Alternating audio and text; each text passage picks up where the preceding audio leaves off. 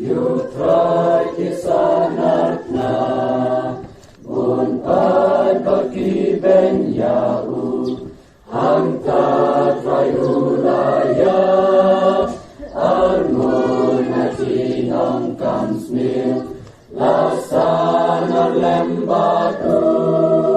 Uwe nakiulat kerpat atray kinmauyana Latayong kinmauyana Onda chingin laway Onda siyang nurangan po'y Ching suk yang ngaon ay Shisha Unsau ching yang chong na ching kumun pelay Ondangan po'y hatir dok neng trayon kinmauyana Asla jajong ungaden Yala kipok napla Dacing semuya utrai Yana ulama pek Hikmah jona upente Ya cing syana yoi Ondangan poi hadir dok neng trayon kinmauyana Trayon kinmauyana Onda cingin laway Onda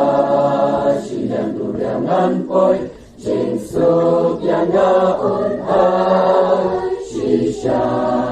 Unsau cing yang chong na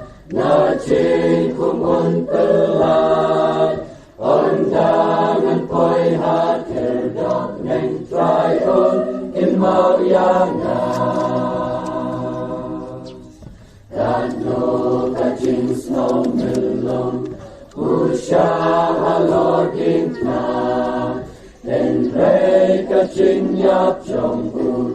Kapit yang dibaca Kasnam jongku kasiram Banpet yang dibako Yang laru ulah kentot langbangan Nong chong